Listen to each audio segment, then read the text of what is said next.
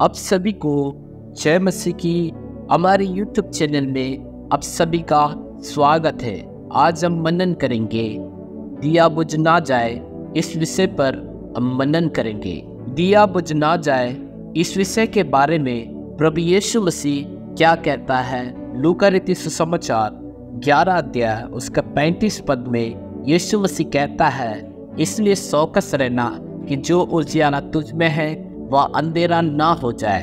प्रभु यीशु ने सबसे पहले मत्ती रचित सुसमाचार 5 अध्याय उसके 14 पद में यीशु मसीह हमसे कहता है कि तुम जगत की ज्योति हो।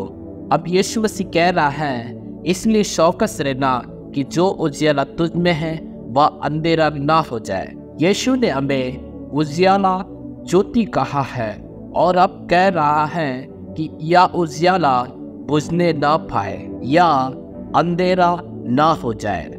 इसलिए प्रभु यीशु मसीह चौकस और सावधान रहने के लिए कहता है।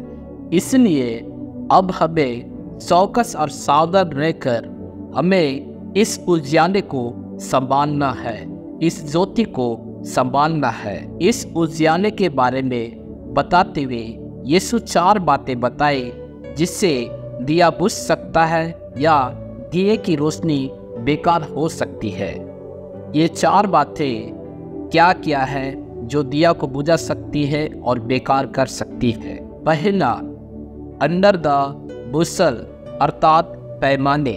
यीशु मसीह मत्ती रचित सुसमाचार 5 अध्याय उसके 15 पद में कहता है, लोग दिया जलाकर पैमाने के नीचे नहीं परंतु दीवार पर रखते हैं, तब उससे घर के सब लोगों को प्रकाश पहुंचता है। यीशु ने कहा, दिया जलाकर पैमाने के नीचे मत रखो। पैमाने का अर्थ है माप तोल का बर्तन जिससे हम लेन देन करते हैं। मसीह जीवन में अगर आप ज्योतिर्मयी रहना चाहते हैं तो आज ही आप लेन देन में पवित्र बने। यदि आप लेन देन में पवित्र बने नहीं रहेंगे तो आपका दिया बुझ जाएगा।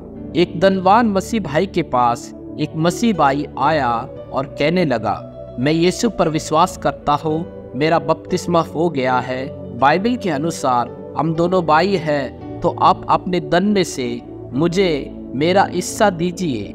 या धनवान भाई अंदर रूम में जाकर 1 रुपये का सिक्का लाकर उसके हाथ में रखकर कहा, मेरे करोड़ों भाई है, मुझे सबको देना है, या तुम्हारा हिस्सा है, ले लो और जाओ। छल कपट आजकल के कई मसीहों में दिखाई देता है। या छल और कपट हमारे जीवन में नहीं होना चाहिए। नीति वचन उसका 11:1 में कहता है, छल के तराजू से यहोवा को घृणा आती है। यदि हमारे जीवन में छल और कपट रहेगा तो हमसे भी परमेश्वर यहोवा घृणा करेगा और हम परमेश्वर की दृष्टि में अनमोल नहीं, हम घृणित बनेंगे मेरे प्रियो। इसलिए हमारे जीवन में छल और कपट नहीं होना चाहिए। यही है हमारे दिए को बुझा सकती है। अब हम जानेंगे दूसरी बात, बर्तन। इस बात को समझने के लिए लूका रचित सुसमाचार 8 अध्याय उसका 16 पद को पढ़ेंगे। इसमें लिखा है, कोई दिया जला के बर्तन से नहीं छिपाता और ना काट के नीचे रखता है परंतु दीवार पर रखता है कि भीतर आने वाले प्रकाश पाए। यीशु ने कहा, कोई दिया जलाकर बर्तन से नहीं ढकता। बर्तन से दिए को ढकना नहीं, बर्तन लोगों के अतिथि सत्कार के लिए है, क्योंकि इब्रानियों की पत्री 13 अध्याय उसका 1 और 2 पद में लिखा है, भाईचारे की प्रीति बनी रहे, पौनुआई करना ना भूलना, क्योंकि इसके द्वारा कितनों ने अनजाने स्वर्गदूतों की पौनुआई की है। अगर हम अतिथि सत्कार नहीं करते तो यह दिया हमारे जीवन से बुझ जाएगा। एक दिन की बात है, एक भाई के घर उसके दोस्त खाना खाने आए। सभी खाना खा रहे थे, तभी यह भाई किचन में अपनी पत्नी से कहता है, मेरे दोस्तों से जाकर कहो कि खाओ खाओ, शर्माओ नहीं। या भाई की पत्नी को ठीक से हिंदी नहीं आती थी। या बहन हॉल में जाकर मेहमानों से कहती है, खाओ खाओ, शर्म तो है ही नहीं।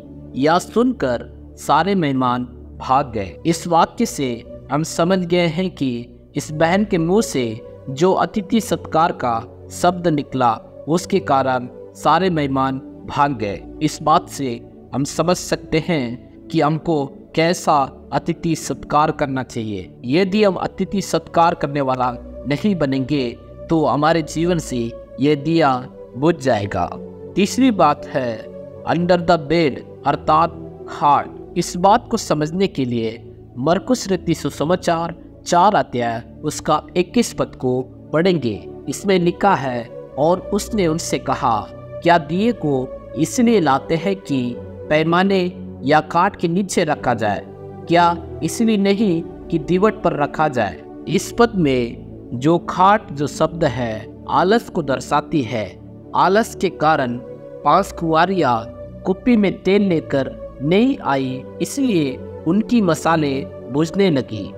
आलसियों को प्रभु नरक में डालेगा, क्योंकि मत्ती रचित सुसमाचार 25 अध्याय उसकी 30 पद में लिखा है, और इस निकम्मे दास को बाहर के अंधेरे में डाल दो, जहां रोना और दांत पीसना होगा। इसलिए प्रभु यीशु मसीह कहता है कि जागते रहो और प्रार्थना करते रहो ताकि तुम परीक्षा में ना पड़ो। पौलुस भी कहता है इफिसियों 5 अध्याय उसका 14 पद में, ए सोने वाले जाग और मुर्दों में से जी उठ, तो मसीह की ज्योति तुझ पर चमकेगी। हमारा दिया ना बुझे जलते रहना है तो हमको जागते रहना है। चौथी बात इन द सीक्रेट प्लेस अर्थात तलगर। इस बात को समझने के लिए लूका रचित सुसमाचार 11 अध्याय उसकी 33 पद को पढ़ेंगे। यीशु मसीह कहता है, कोई मनुष्य दिया जलाकर तलगरे में या पैमाने के नीचे नहीं रखता, परंतु दीवट पर रखता है कि भीतर आने वाले उजियाला पाए। यहाँ पर तलगर जिसे कहा गया है, यह तलगर या था का नाम घर का वो हिस्सा जो गुप्त होता है, जिसे कोई नहीं जानता। कई लोग अपने जीवन के कहीं हिस्से या क्षेत्र में प्रभु को आने की इजाज़त नहीं देते। कई मसीह परिवार में लोग अपनी पर्सनल लाइफ में यीशु को आने नहीं देते। इस कारण उनमें और उनके घरों में उजियाला नहीं है। ज्योति का उपयोग कहाँ होना चाहिए, या आज हमने वचन से सीखा है। अगर आप अपने परिवार में हमेशा रोशनी चाहते हैं तो तलगरे में दिए ना रखें। आज हमने मन्नत किया है दिया बुझ ना जाए, और साथ ही यह दिया किसके किसके द्वारा बुझ सकती है या बेकार हो सकती है। हमने 4 बातें जाना है। मैं आशा करता हूँ आप इस संदेश के द्वारा अपने दिया को संभाल के रखेंगे, उसको बुझने नहीं देंगे, उसको चमकाते हुए अपने जीवन के लिए आशीष की कारण बनेंगे और दूसरों के लिए भी आशीष की कारण बनेंगे और अपने परिवार के लिए भी आशीष की कारण बनेंगे। परमेश्वर आप सभी को इस संदेश के द्वारा आशीष दे। यदि आप ऐसे ही छोटे छोटे विषयों पर वचनों को हमारे साथ मनन करना चाहते हैं तो चैनल को फॉलो करें, सब्सक्राइब करें, लाइक करें, कमेंट करें और शेयर कीजिए ताकि दूसरे लोग भी आशीषित हो।